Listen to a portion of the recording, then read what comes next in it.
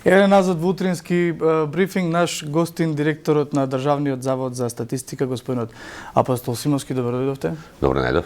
Денојве сте на повеќе медиуми, разбирливо, после објавувањето на податоците во однос на пописот.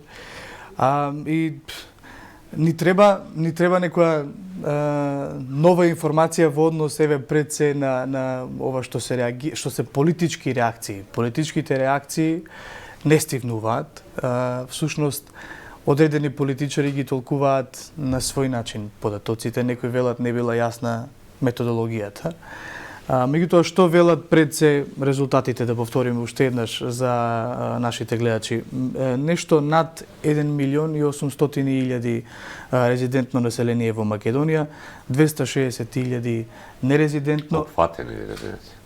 Опфатени нерезидентни и како што велите вие не постојат непопишани, иако тоа се за резидентите. Така за резидентите 132.000 кои што тоа е бројка која што влегува во повеќе медиумски извештаи и се држи како бројка 132.000 непопишани. Не. Вие велите дека такви не постојат, дека сите се попишани. Да. Тоа се неопфатени лица со теренската активност. Законот за попис, членот 5 став 2, ако не се лажам, вели дека пописот се спроведува со користење на така наречениот комбиниран метод, кој подразбира и теренско попишување и преземање на податоци од регистар. Од регистри, кои што постојат.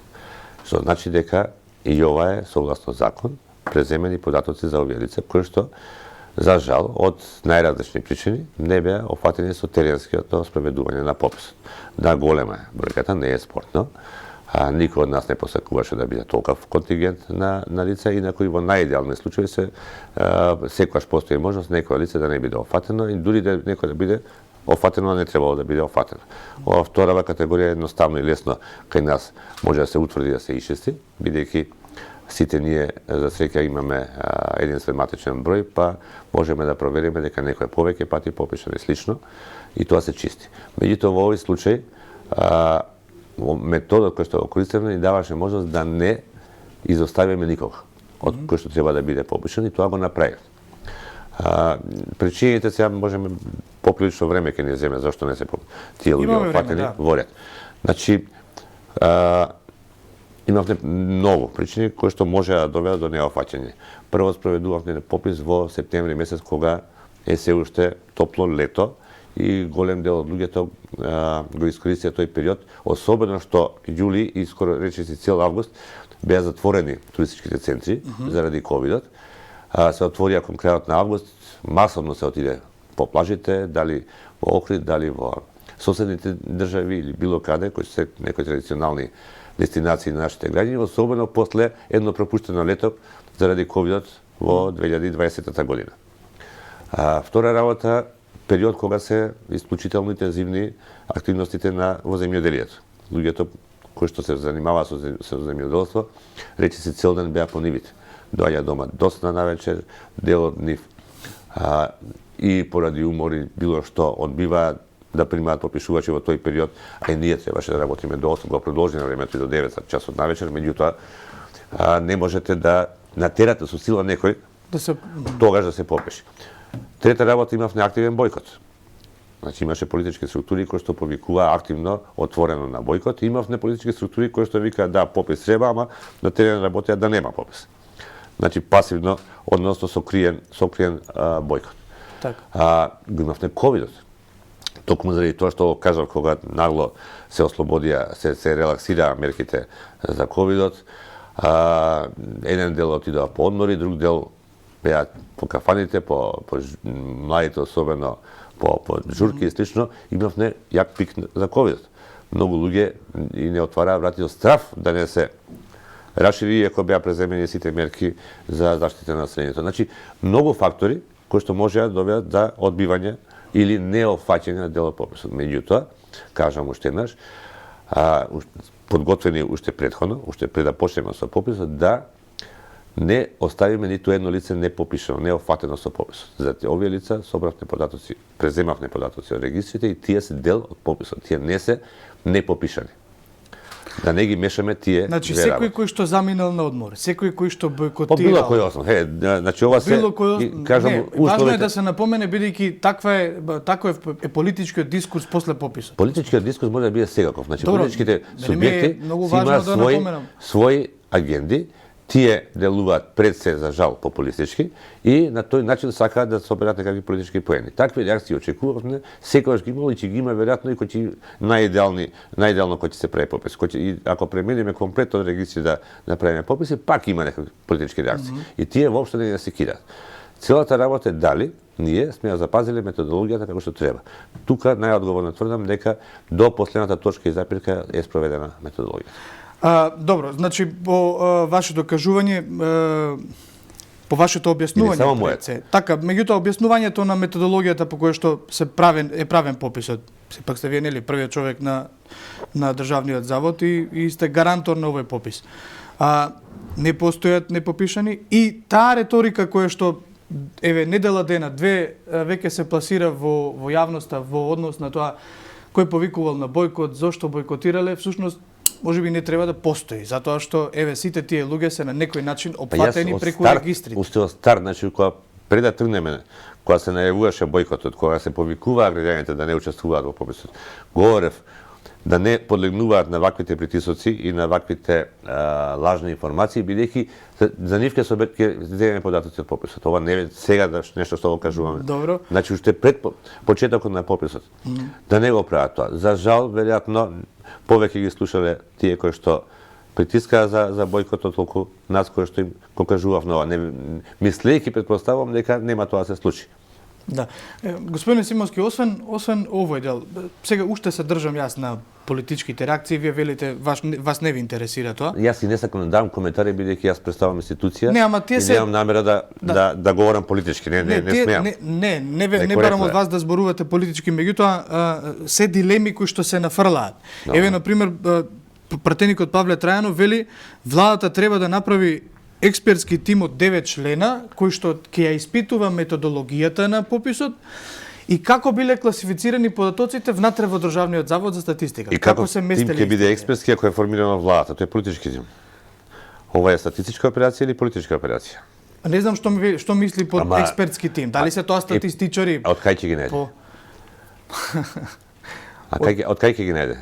Ние имаме 15 статистички институции, па сите нема човек во мојата институција што не беше вклучен во операција. И не чувстве ниту една реакција од било кој работен во Завод статистика дека операцијата се проведува надвор од стандардите. Да, за војна вистина. Иако, апсолутно, не е ова институција што сега сме ја формирале, па не знам, по некои мои видување луѓето кои што работат таму се или не знам некои други. Тоа се луѓе кои што работат со години таму, претпоставувам дека имаат најразлични политички убедувања, меѓутоа се професионалци и си ја завршија својата работа најчесто и најкоректно.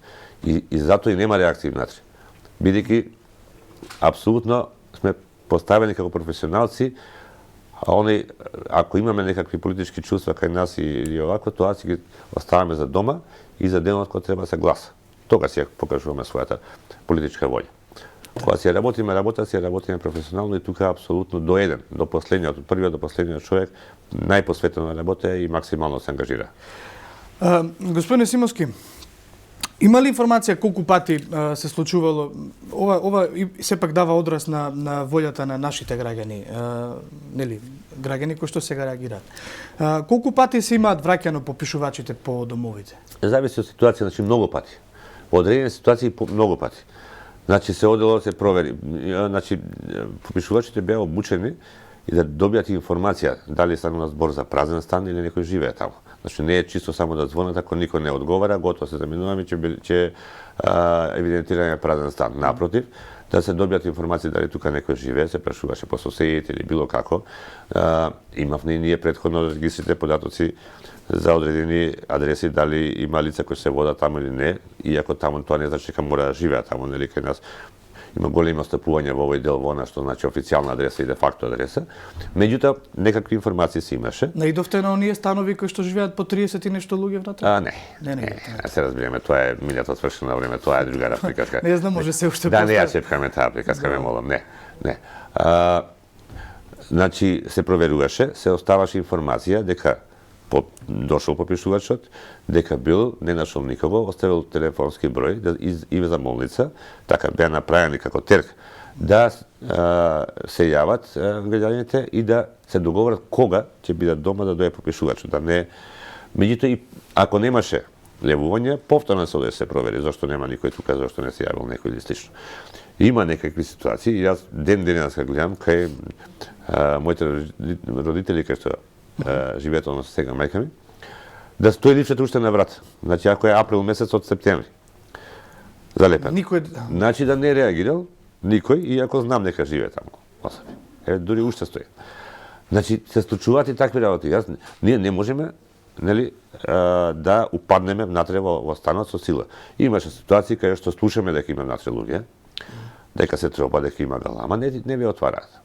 Имаше ситуации кај што отворено и отвара врата, кај што не сакаме се попишеме и готово. Многу беа помалку тие.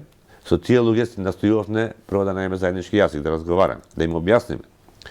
Ова што кажав премалку дека тие сега ќе бидат попишани. Меѓутоа дека не е работа да не дадат податоци се заради нив, не ги собираме за заводот или не знам, за да задоволиме било какви некакви, ајде да речеме политички желби нечиви. Не, напротив, ова се податоци кои што треба да послужат на сите институции во државата. Кога велам институции, не мислам само на државни институции, мислам на бизнис сектор, мислам на здравство, мислам на образование и така натака, да креираат и реализираат политики кои што ќе направат подобро место за живење кај што живееме. Локалната самоуправа да не забораваме слично. Значи, и многу пати успеавме да ги убедиме луѓето дека навистина е потребно, дека е глупост да се бойкотира заради тоа што, како велат, некој ни каже така да направиме. Проблемот во тој дел и одговорноста за овие 132.000 не треба барате во статистика. Не, статистика направи напор да ги обезбеди податоците тие 132.000.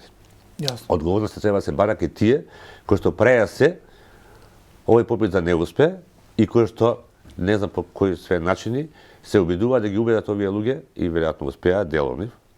Дел можеби не по своја вина, некаде можеби и не отишол попишуваше, да разбереме. Така.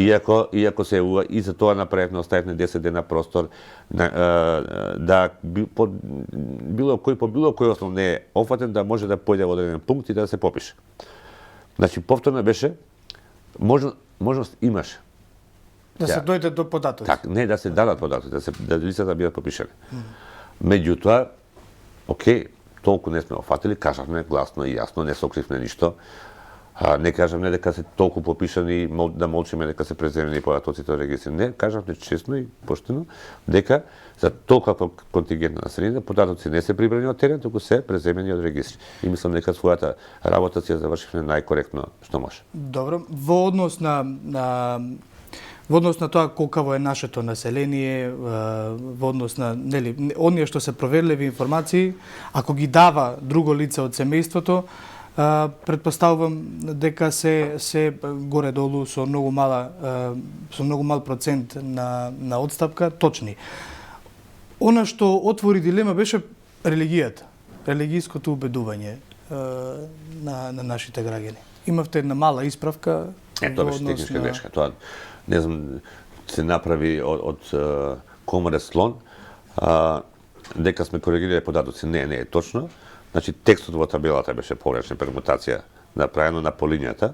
Податоци се коректни, го видовме тоа, самите коригиравме и се извидивме до сите корисници за тој технички пропуст.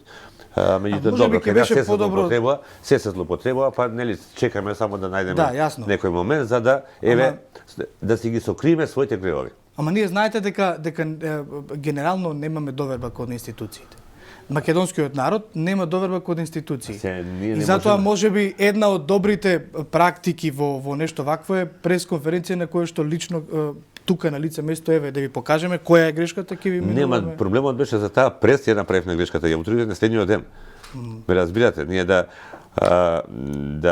го видовме да немаше грешка на пресконференцијата, а да во некое следно објавување да сме дале, тогаш веќе држат вода сите тие. Значи тогаш сме промениле нешто што веќе точно сме го објавиле. Не ние на таа през погрешно ги објавиле податокот за евангелисти, методисти и податокот за атеисти. Да. Ги измешавме, мислам ги помешавме текстот. Да. Го видовме и затоа веднаш реагиравме и до јавноста во соопштението и се јаевме по сите редакции слично дека сме направиле грешка и дека сме коригирале таа грешка. Во ред. Ајде, не би сакал. Коментарите се најповеќе за се, значи ако ги следите, токму од оние кои што како били народ имаат мувата на капата. Тие кои што направија се да нема попис, тие сега највеќе коментираат. Добро, ма тоа се политичките коментари. Јас зборувам за оние кои што се на социјалните мрежи, Ама на социјалните мрежи кој пишува и како пишува? Па са има еден куп и млади активисти кои што јас ги знам на пример кои што коментираат. На социјалните мрежи денес кога ќе видите дека половина население од државата коментира за војната во Украина про Русија. Дали е такво расположението во државата? Не е такво. Ќе се согласиме сите така, ама коментарите кога ги следите се, ќе изгледа дека цела Македонија ја поддржува Русија во оваа војна. Ама тоа сепак ако е поголема бројка на коментари се легитимни за да се анализираат. Зошто е тоа така? Значи се сме анализирале, ние прифаќаме критики апсолутно да се разбереме, не бегаме од таа работа, затоа сум и тука, ако не би се појавил на ние медиуми. Ако не сакаме да си погледаме на реалноста во очи. Апсолутно. Меѓутоа, па нема сакаме да дозволиме некој да критизира, да критикува, да. Ама да критизира не дозволуваме. Особено со комплетно неточни информации, паушални информации. Вчера, не завчера слушам, ајде да не именувам, дошол попишувача, го попишувал се, податоците што ги преземал од регистрите, бидејќи имавме можност тие кои што ги има во базата да се преземат автоматски, дека за брачна состојба му стоело дека бил вдовец. А бил женат. Да, бил некојаш вдовец, ама бил во меѓувреме оженет.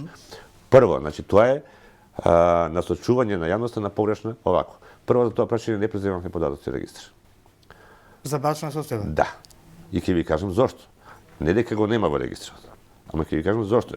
Вие, не ви посакувам се разбира ваква ситуација, ама теоретски, може да бидете во легален брак се уште, да не живеете со својот партнер, а живеете со друго лице кое што сте во неформална заедница. Трае бракоразводна парница или било што, значи сте разделени, не сте разведени официјално. Се уште сте официјално во брак, а живеете со партнер во заедница. Значи ние моравме фактички да се оставиме. И за ова прашувавме, не преземавме воопшто регистри. Меѓутоа на телевизија се кажува јавно дека еве за него било таков случај. Ја лаже јавноста. Мислам, ова е лага безобразна. Ова не е веќе нешто погрешно, човекот не е разбрал нешто. Не, ова е намерно, смислена лага за да се манипулира јавноста. Такви манипулации слушам секој ден. Секој ден и крајно безобразни манипулации. Кај сите не бил попишувачот, полека аман. Како се најде, секој вас да не биде попишувачот. Господин Симовски, колку во овој попис имавте соработка или колку ви помогна Агенцијата за иселеништво и канцелариите на МНР? Значи имавме голема соработка со многу институции. Меѓу нив и споменатите. Министерството за надворешни работи прво беше дел од овој попис, согласно законот. Сите лица кои што работат во дипломатско-консуларните представништва ги попишавме преку нив организирано, со така наречено предпопишување се вика тоа. Пред да започне званичниот попис, бидејќи требаше да го лоцираме и по станови. И тоа се прави за секој попис. Така исто беше случај со припадниците на армијата кои што се на терен во активен случај или во странство. И исто беше заедно со Министерството за труд и социјална политика за лицата кои се без документи, бездомници, и со Министерството за правда за лицата кои што се на издржување на казна во казно-поправните институции. Тоа е едната работа. Втората работа, Министерството за надворешни работи направи огромни напори да се информираат нашите државјани кои се надвор државата, да се само попишат на апликација што имавме за само попишување за нерезидентното население. Добро. Јас бев присутен на повеќе состаноци со сите дипломатско-консуларни представници, кај што им се даде наредба, значи не се замолија, туку им се даде наредба да ги најдат сите можни канали да се информираат граѓаните, дали тоа преку здруженијата кои што ги имаме таму од било кој основ, дали се културни, религиски или било какви, до лични сознанија за тоа каде има наши државјани, значи добија наредба, стриктна, и тоа на неколку пати беше повторена, просто еднаш го одлагавме пописот, а процесот на само попишување траеше цело време. Организираше средба Министерството за внатрешни работи, министерот лично, со поглаварите на најголемите верски заедници во државата. И тие од своја страна да помогнат да се информира населението, нашите граѓани кои што се надвор државата. Што патем исто така имаат реакции. Во ред. Ајде и тие ќе ги искоментираме после. Меѓутоа, навистина направи огромен напор. Паралелно со нив работевме со Агенцијата за иселеништво да ги информираме граѓаните. Значи имавме повеќе средби со наши иселеници, здруженија нивни и од Европа, и од Австралија, и од американскиот континент. Имавме организирано неколку гостувања на радиостаници тамошни, кои што овако. Дописи не знам колку испратија до сите можни здруженија да се шири. Социјалните мрежи беше единствениот начин кој што можеме формално да ги израстваме. Доволно сте направиле напор да ги информирате. И двете институции, не само ние, и двете институции помогнаа многу. Колку беше ефектот, тоа е друга прашање. Значи имавме ние исклучително активен бојкот, особено во Австралија, Канада и Соединетите американски држави. Дури во Соединетите американски држави од почетокот беше поизразен тој бојкот, но се вклучија во позитивна смисла да информираат и да господинот Коловски, ме се чини, дека организацијата беше Обединената македонска диаспора, така се викаше, се вклучи активно и помогна многу, и затоа во САД има нешто повеќе офат, отколку што е во случајот во Канада, поприлично повеќе, иако недоволен. А најголем бојкот каде имаше? Во Австралија. Во Австралија, дефинитивно. Таму беше ужасен бојкотот. Не само имаше влијание од тукашните политички структури, меѓутоа, знаете, и она многу нема се попишеме заради тоа што во Северна ќе се попишеме, ние не сме дошли од таму и така натака. Ама тие се влезени во ова нерезидентно население? Не, нерезидентно население немав ни обврска, нити гајав илузии дека ќе имаме целосен офат. Значи, офатот беше клучен за резидентното население. Значи, таа диаспора попишана или не е попишана? Таа што бојкотираше, таа не е попишана? Не е офатена воопшто. Ние можеме да имаме информации за кого станува збор. Значи, регистрите ни даваат, ама не знаеме ни каде се, ни колку време се. Клучните информации што ни треба за диаспората беше каде се и колку време се. Отсутни. Тоа не можеме да го обезбедиме. Инаку некаде околу 350 на 1000 се неофатени, што е огромна бројка, ама ни типа не беше идејата да ги офатиме сите, туку да добиеме што е можно поголем контингент поголем офат, за да се согледа преку информациите кои што ги прибиравме за овие лица, да видиме кога настанувале на интензивните бранови емиграцијски, од кои делови од земјата, во кои правци, каков бил тој интензитет во текот на времето и слично. Ова е 260.000 е огромен примерок, многу солиден примерок да направите на таква анализа. Анализата ќе треба послужи на сите овие задолжени креатори на политики. Креатори да прво направат што е можно да се намали. Да, морам да ве прашам и слично. Не беше идејата да се офатат сите. Добро, морам да ве прашам, јасно ми го дадовте одговорот, морам да ве прашам во однос на ромската популација. Тука има, бидејќи јас ве прашав за диаспората затоа што еве на пример господинот Горан Илиевски, председател на партијата на македонците во Србија, вели ние во српскиот попис сме 20.000. Тоа е погрешка. Тоа е грешка. Значи чија грешка е таа? Грешно размислува господинот. Значи ние имаме право да ги офатиме само македонските државјани. Да, и потоа тој е опфатен во македонските државјани, бидејќи бил вратен овде, мора тоа. Српски државјани. Најголемиот дел од нив немаат македонско државјанство. Да, и тоа е проблемот некој кој што го. Ама тоа се решава на друго место, не со попис. Јасно. Зборуваме за ромската популација. Да. Тука има има бројки кои што од прва делуваат нереално.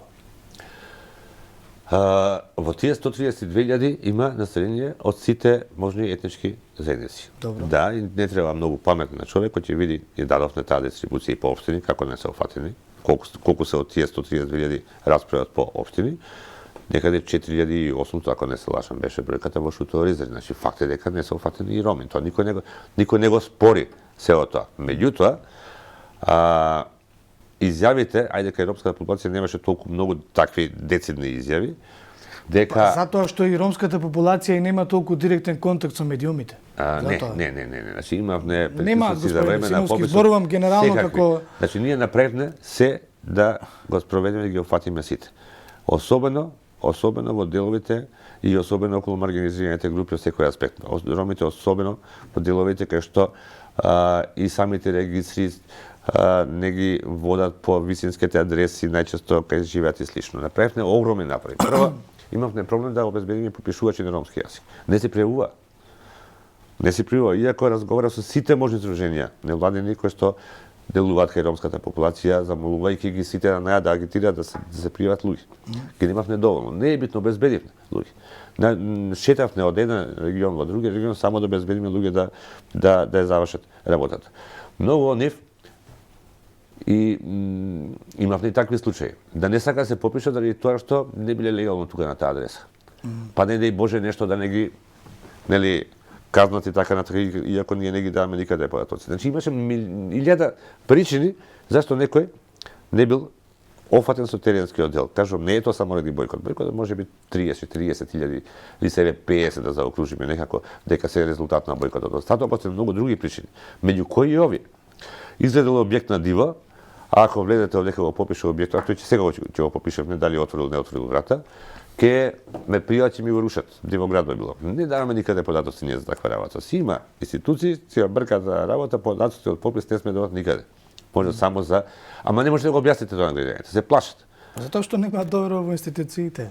Не е тоа... Ама еве ова што го направивме, треба да ја заекне таа доверба во институциите. Пошто направивме навистина нешто огромно, значено, еве, која руши довербата? Тие кои што работеа да нема попис и сега прават се, кажувајќи дека не било направено. Памтите вие колку време го носевме законот? Рече си 2 години. Да. Знаете која беше најголемата забелешка дека не било пописот согласно стандардите на Европската унија, која изгледа дека се комплетно согласени, се затвори устата. Евростат. Ама Евростат кажа, нели? Да. Им се затвори устата, нема, тоа е сега ќе бойкотирана. Значи целта беше од старт да нема попис. Така. Господине Симовски, бидејќи сме на крајот од разговорот, ќе ви се заблагодарам за одвоеното време, но претходно да ве прашам, очекувавте ли резултати кои што ќе покажат дека Македонија старее, дека младите се иселуваат, наталитетот е намален и имаме повеќе станови од колку граѓани? Апсолутно. Треба да бидеме, да се правиме слепи при очи и ова да не го претпоставивме уште во старт.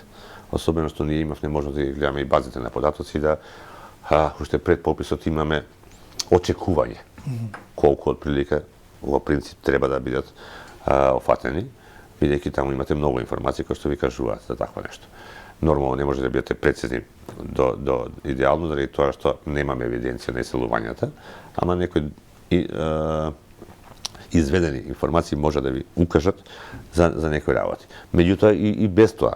Значи, јас работам 31 година демографија, ако не ги следам процесите, тогаш треба да отидам некаде да работам нешто друго, очигледно не ме бива за оваа професија. Очекувано беа, дури стравот беше дека и пострашно состојбата. Жално е, овој сет сега што го објавивме, треба да ни покаже на сите, затоа го објавивме како прв сет, дека ние имаме страшно голем проблем со иселувањето. Дека направи една огромна дупка. Разликата помеѓу пописот 2002 и овој попис е речиси 200.000, ама е поголема разликата. Забораваме дека тие луѓе кои што се иселиле се млади луѓе кои што своите раѓања, своето зголемување семејство да го направиле надвор, не тука. Тие деца се таму, не се тука, не се во оваа бројка од 186.000, ако не се лажам, беше разликата од прилика. Ги нема тука, тие треба да се додадат. Тука и разликата ќе дојде 230-250.000 луѓе, кои што ние сме ги изгубиле за овие 20 години. И тоа треба сите да ни го стави прстот на чело и да каже што правевме ние овие години, што ни отидоа децата. Тие оде и претходно, ќе одат и утре, одат и од Луксембург да се разбереме, ама не вакви бранови. Вака огромен интензитет. И тоа е клучот на информацијата. Наместо тука се задржиме, старе населението, немаме работна сила, значи дупка имаме во работната сила. Да, но овде фондовите пензиски ќе треба да бидат, да внимаваме што ќе правиме утре многу брзо, денеска утре како ќе бидат. И многу информации кои што може да се извлечат само од овој сет на податоци. Кратки... И наместо тука да го насочиме вниманието, гледате што се случува. Го насочуваме на погрешна страна, да не гледаме на оваа работа. Зошто? Јас никош не викам ајдете одговорност да бараме за ова, ама да направиме нешто биде поарно. Ама плашејќи се веројатно од одговорноста зашто тоа се случувало, сега ќе го насочуваме вниманието на друга страна за да не носи некоја одговорност. Не мора да носи. Дајте да направиме нешто поарно, да го Јасно. ова е завршена приказка. Јасно, убаво посочивте. Секако треба да се прашаат сите релевантни носители на одлуки пред се за животот на луѓето кои што останале во Македонија. Ние работиме со еден куп тешкоти кои што не можеме да ги планираме, можеби животите или па некој, нели, затоа се вели дека нема наталитет, затоа се вели дека Македонија стари и младите не мора да е исклучената причина, меѓутоа меѓу другото е и тоа. Јасно. Ќе ви се заблагодарам за одвоеното внимание. Благодарам.